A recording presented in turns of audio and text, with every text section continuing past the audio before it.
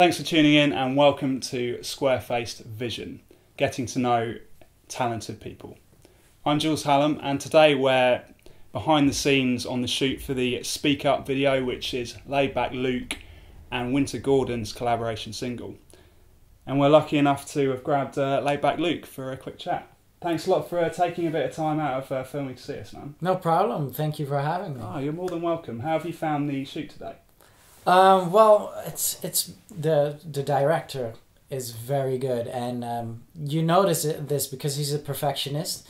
So we're getting there slowly but surely. Yeah. But the images are looking amazing, and I get to dress up like a superhero, so I'm very happy. This is amazing. It's like, I don't know, some sort of Batman kind of Yeah, thing. I'm kind of a cross between Kato and Zorro today or something. I gather that you're a very busy guy.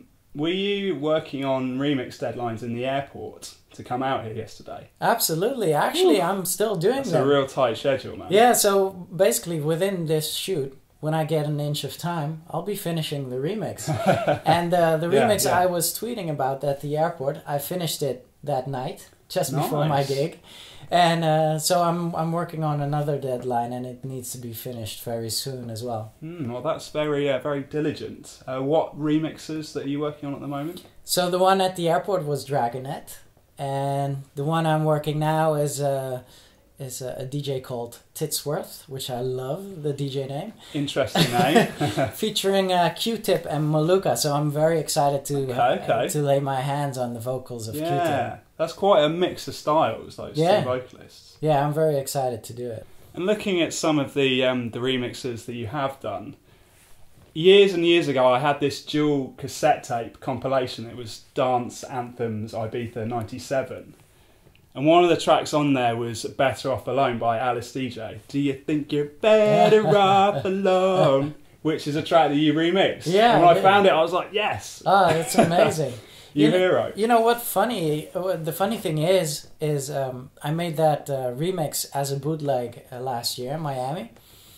And I did it just for fun. I mean, with my Super You and Me parties and me dressing up like a superhero as well, I tend to bring back the fun in dance music. To me, it doesn't need to be that serious, and so I took that track just for fun. I actually was scared to play it in front of a crowd because I wasn't too sure if it was still up to date, and and I played it and went off a storm at every single gig. So, but then Daft Punk as well is something that you remixed. Was that a bootleg as well, or was that something more official? No, it was an actual official remix. The Interstellar DVD they put out with the blue anime movie and stuff. I was on that DVD as well with my remix. Nice. So yeah, it was official, and this was one of the highlights of my career because I'm a very big fan of Daft Punk, and I was very honored to do so. Well, for me, I mean, Daft Punk was something that was kind of a soundtrack to university.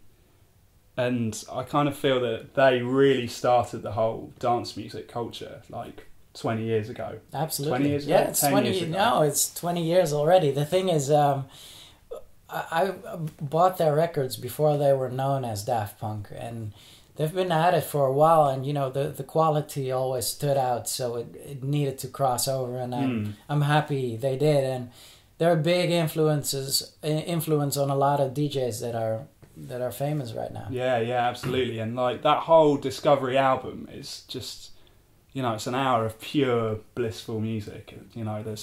You've got the exciting moments, you've got the sad moments. Oh, it's just beautiful. I have a fact for you.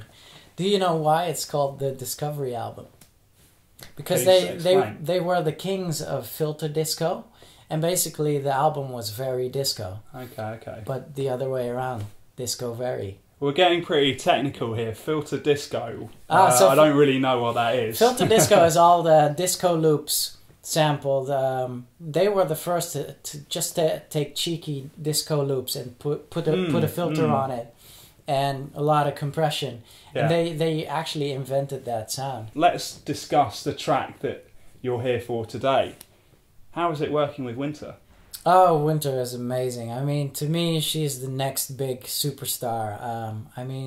She's such an amazing singer and performer, but on top of that, she's such an amazing human being as well.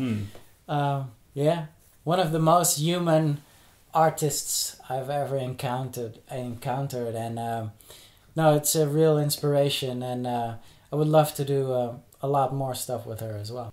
And looking a little bit more past your musical career, you grew up in the Netherlands, but you're actually from Manila in the Philippines. Do you ever go out there these days? Yeah, so I was born in Manila, but I grew up in the Netherlands, and all of my mom's family is still living there.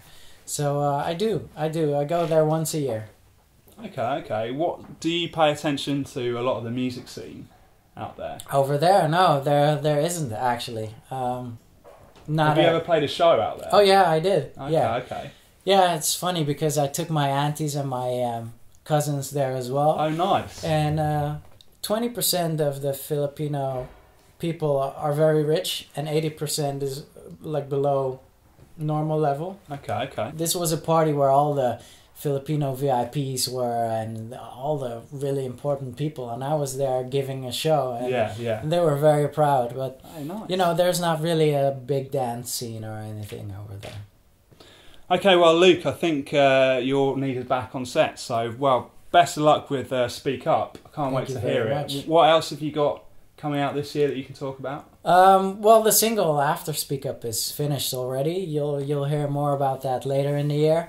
And in the meantime, I'm releasing underground dance floor tracks as well. There's a new one out with Arno Cost and Norman Dore called Trilogy.